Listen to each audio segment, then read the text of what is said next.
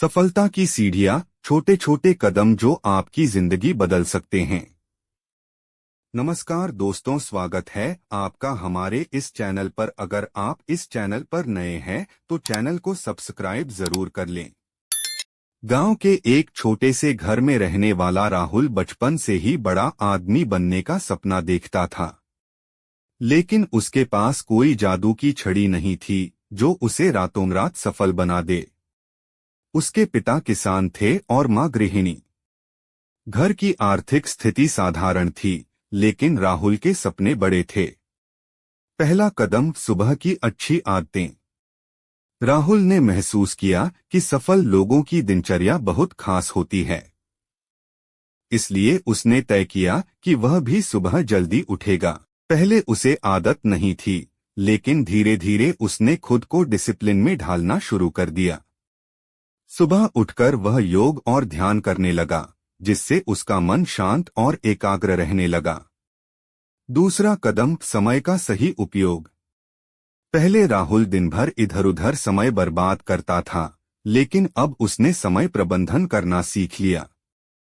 उसने हर दिन के लिए एक टू डू लिस्ट बनानी शुरू की।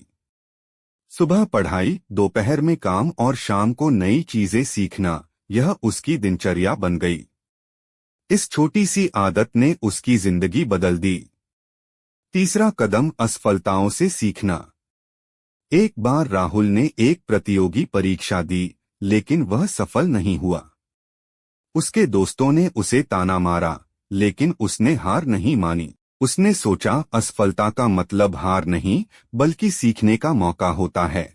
उसने अपनी गलतियों को समझा और अगली बार तैयारी और मेहनत के साथ फिर से परीक्षा दी। इस बार वह सफल हुआ। चौथा कदम, सही लोगों के साथ रहना।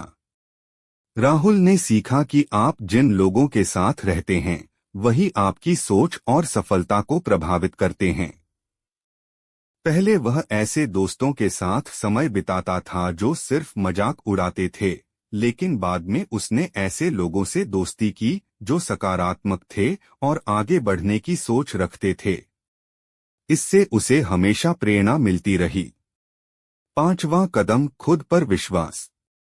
कई बार मुश्किलें आईं, लोग हंसे, हालात बिगड़े, लेकिन राहुल ने कभी हार नहीं मानी। वह खुद से कहता, अगर कोई और कर सकता है तो मैं भी कर सकता हूँ, और यही आत्मविश्वास उसे हर मुश्किल से लड़ने की ताकत देता गया। नतीजा, सफलता की ओर बढ़ते कदम। धीरे धीरे राहुल को अपनी मेहनत का फल मिलने लगा। उसकी छोटी छोटी आदतें उसे आगे बढ़ाती गईं। कुछ सालों बाद वही राहुल जो गांव के एक साधारण लड़के के रूप में जाना जाता था, अब एक सफल बिजनेसमैन बन चुका।